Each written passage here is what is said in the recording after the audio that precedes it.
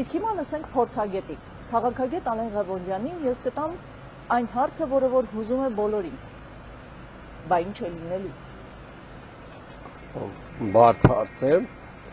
Այս ընդհանրապես այս իրավիճակում հեշտ հարցեր չեն լինում։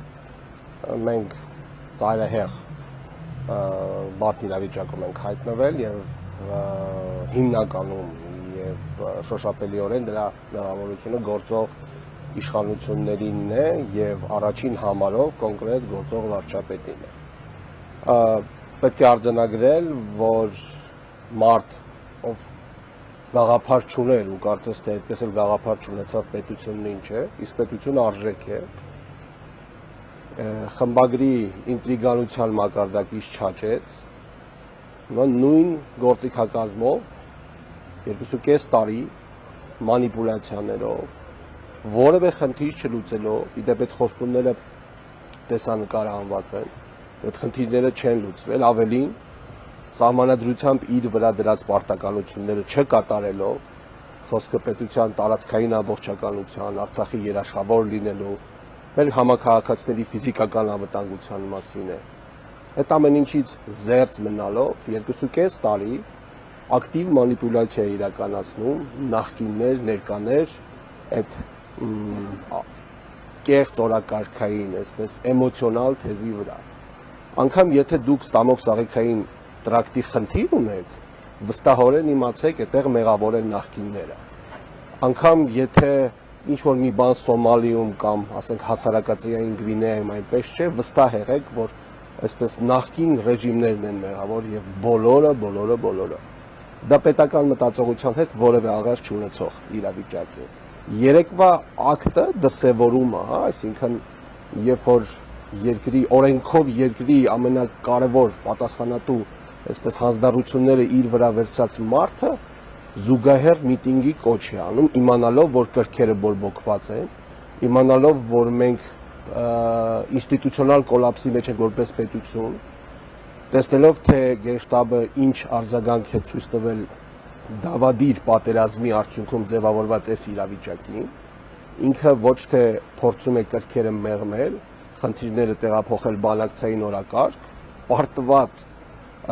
իշխանության ղեկավարը իրավունք չունի իրեն ընդհանրապես դրսևորել, ավելին ակնկալել, որ ինքը դեռ պետք է մնա։ Այդ ամեն ինչի ներքո ինքը մարդկանց կոչ է անում դուրս գալ փողոց,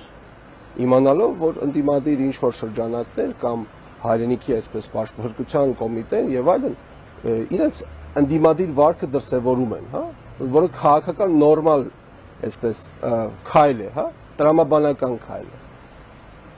Անվտանգության բացառիկ պատկերացումներ չունեցող մարդը նպատակային հային հանում է հայի դեմ։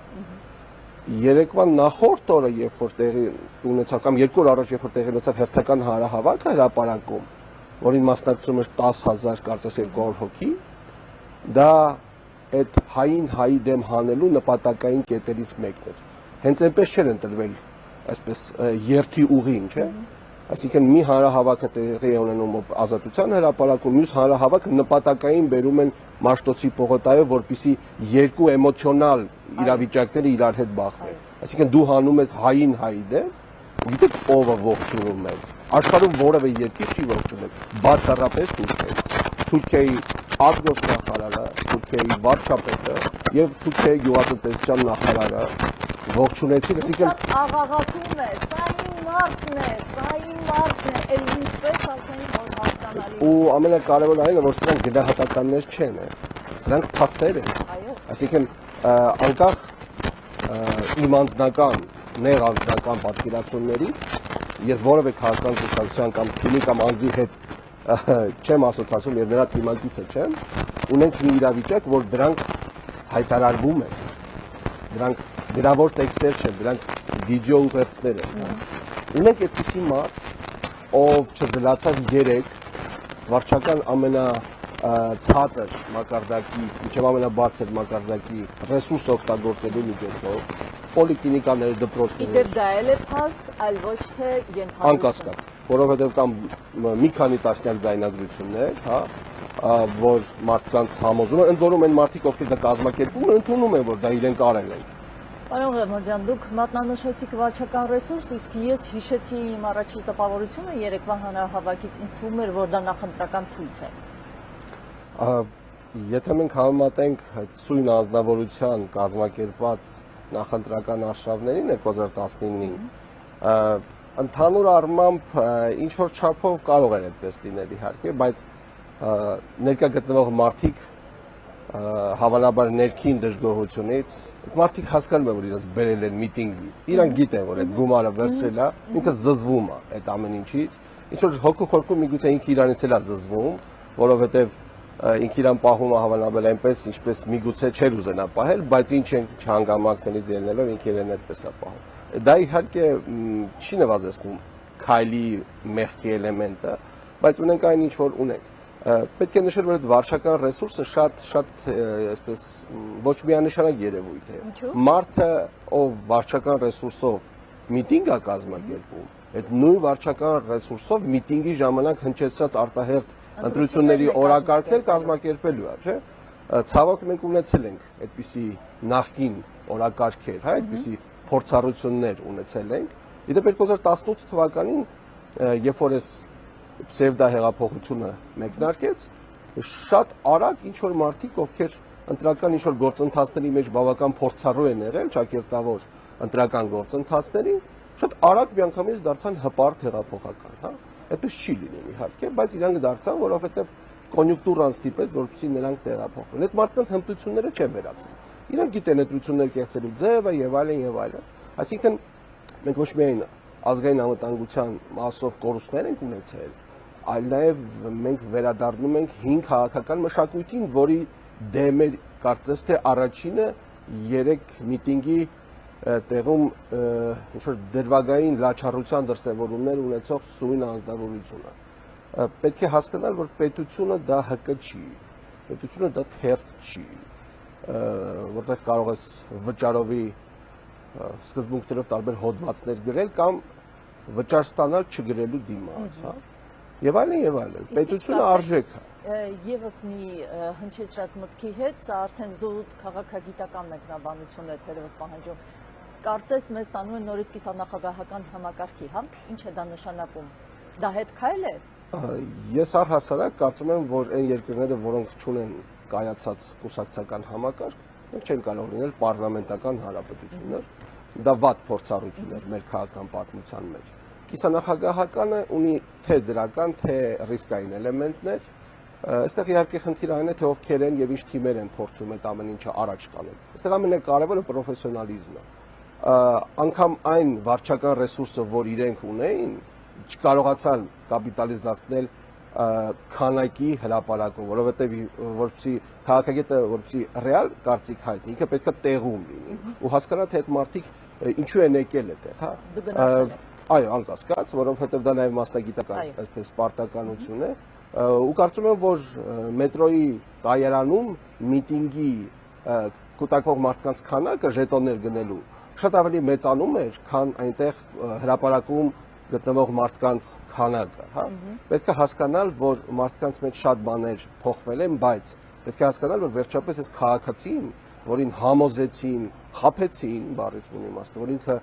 երկրի տերն է, ինքը պետք է վերջապես հասկանա, որ ինքը ոչ միայն տերն է, այլև պատասխանատվություն ունի այս երկրի համար։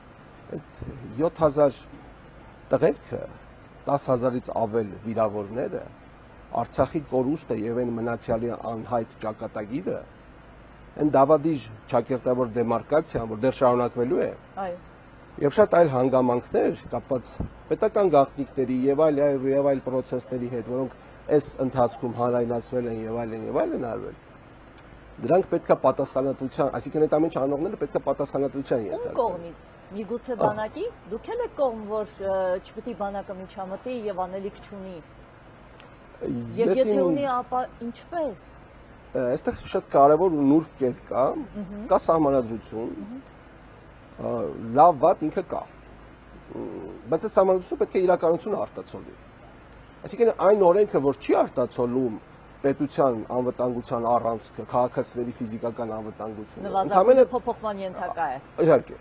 ինքը ընդհանրապես թղթի կտոր է։ Ասում է, թե օրենքը թույլ չի տալիս ինքնապաշտպանության, ուրեմն ինչպես պետք է վարվել օրինակ, հա, կամ կներեք բանակը ինչ երաշխիքն է, բանակը մինչև երբ պետք է ենթարկվի այսպես հրաման տվողին, մինչև թուրքական դրոշը հրապարակում լինի, ասում մենք հրաման չեն տվել։